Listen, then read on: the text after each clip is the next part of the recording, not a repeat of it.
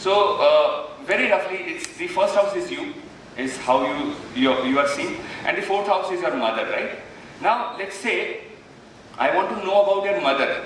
What I will do is, if I don't have her chart or I don't have her birth details or something, the simple thing to do is just to rotate this chart such that the fourth house becomes the first house, because this is a space, right, around the earth.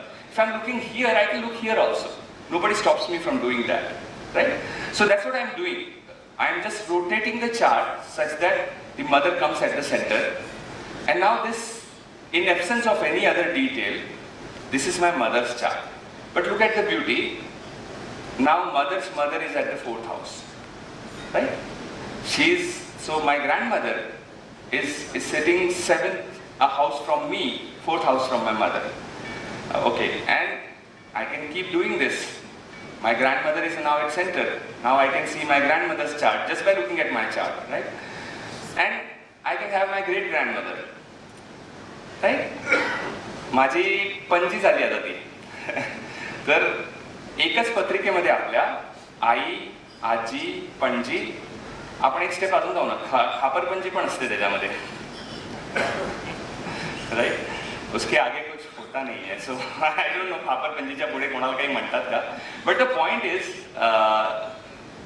you can rotate this chart, and very interesting conclusion what you see is that most likely, especially for women, most likely the tendencies you carry are very similar to your great-great-grandmother, because that's how the horoscope, this space is telling us, right? That, and this is something to be aware of, that if you are not sure from where this is coming, this force that I just want to do this, and you don't have any logical explanation for that, maybe it is coming from your ancestors. Maybe they are living through you, and these are the kind of connections that you can get in horoscope. So astrology in that sense is very, very powerful. It can help us understand not only the connections that we have today, but with our ancestors. So this, one example I take for mother, but you can exactly do the same exercise for father. I'll not go in that rotation-wise manner. Very simply on this chart, if mother is here, the grandmother goes to the fourth house from the fourth. So that's a bit of mathematics, but just take my word for that. Great-grandmother is here, the great-great-grandmother is where your chart is. Similarly, if we just look at father. So father is at the 10th house from your horoscope, right? From 1 to 10. So you just, if you want to look at your grandfather, it is 10th house from the 10th. So you can count, sir, if you can count 1, 2, 3, 4, 5, 6, 7, 8, 9 and 10. So that's where your grandfather will end up. And that's where your great-grandfather will end up, and again the great-great-grandfather comes here. So mostly even for the men, their horoscope is quite similar to great-great-grandfather. तुमच्या खापर पंजोबांसारखी तुमची पत्रिका असणार आहे. This is a very rough way of looking at it. I'm not saying it is super accurate 100%. Maybe your khapar panjoba, if you have their horoscope, maybe it is slightly different. But the basic tendencies that you carry are not very different. Okay. So this is a piece of astrology that we wanted to cover today. The reason why we are looking at it is at Sadguru Academy, this is one area where huge amount of research has been done. And I'm just saying one area, okay? There are multiple areas where this has been done.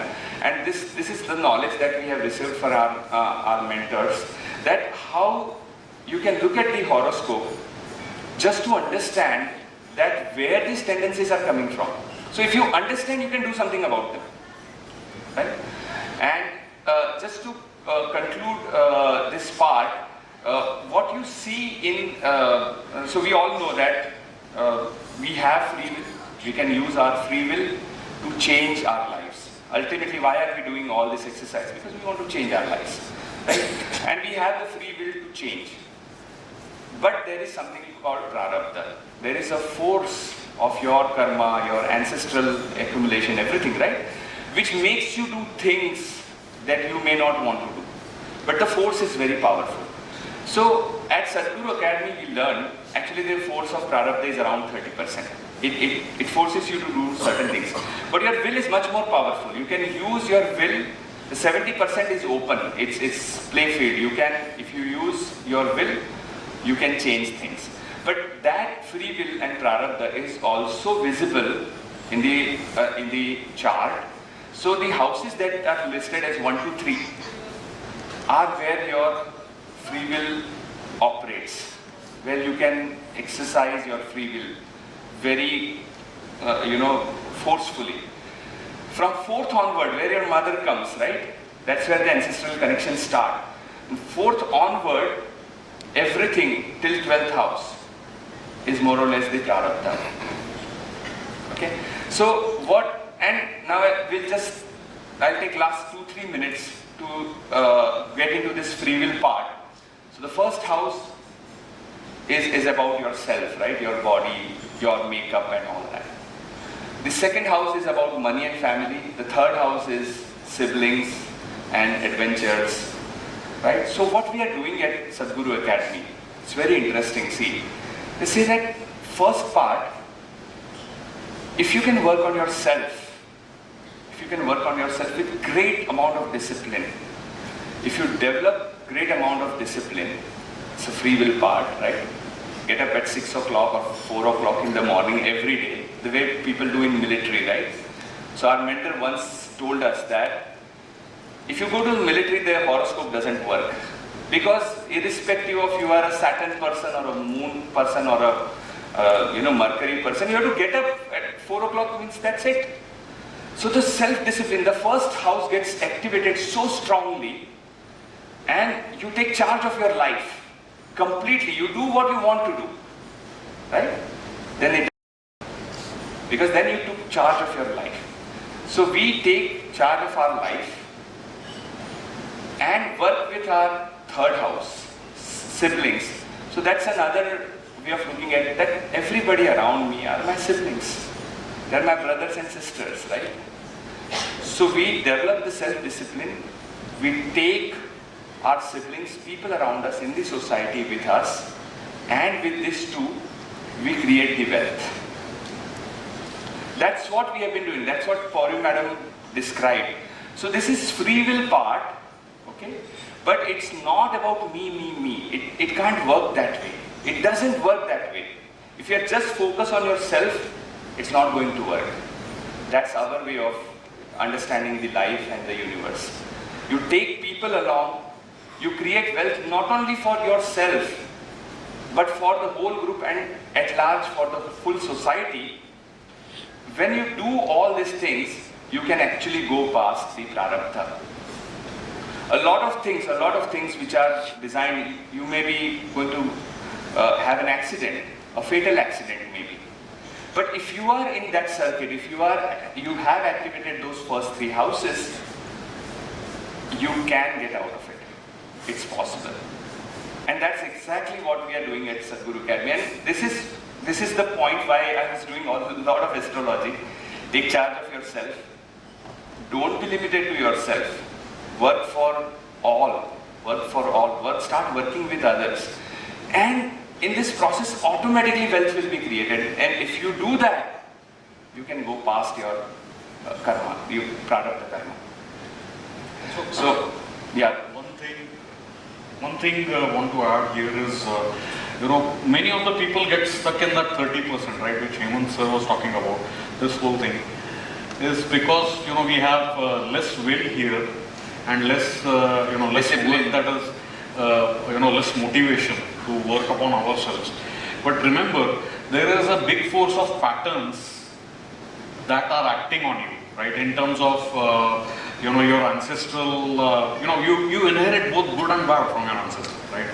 When Hemant sir talked about the patterns, we do have certain tendencies. There are some good tendencies, there are some not so good tendencies.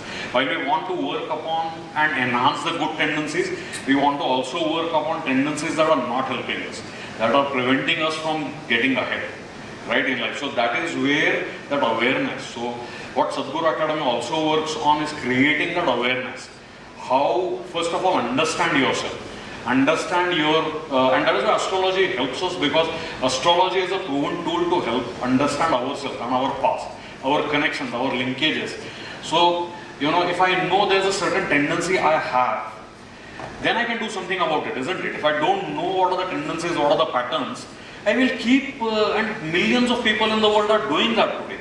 They are just replaying. It's like a replay button. Rewind the cassette, hit the play button, again go forward, again rewind. Everything every time the situation that is similar happens in front of you, you are again going to react in the same way. You are not going to come out of it. So you get stuck. The whole world gets stuck because we are playing our patterns all the time, again and again and again, without awareness. And one of the fundamental reasons we are standing here today is to put that seed in your mind, saying, be aware, what is your pattern that is holding you back, right? And why we are doing this? You will find hundreds of other motivational speakers talking about modern psychology. They'll talk about the same thing. They'll talk about patterns, they'll talk of, all of these things and how you respond to that. We want to go a little deeper because this culture understood it a lot deeper, right? We understood every aspect of life. So we are all connected. There are hundreds of aspects we are linked to, and this culture brought them all together. I mean, this is where astrology is really fascinating. Is it gives you the tendencies. As he said, it is not to be used as an accurate. It is a tool that is used for knowing where you are heading and using your free will to correct yourself. But it definitely shows you a compass where you are stuck, or it can help show you, because most of the people don't know where they are stuck. They will all say we are happy, we are leading a good life, but you could lead 100 times better life than what you are leading right now. Just because society says this is good life doesn't mean you have to stop at that, right? And most of the world, as I say, there is a very nice management author who says good is the enemy of great. So Jim Collins, if you have ever read him, is a very good book, Good to Great, that he has written, and he says good is the enemy of great, and we are stuck in that because we are all okay. We are okay with the status quo. We don't want to challenge it, but this is where it will tell you how you can challenge yourselves and do better, right? So wherever you are.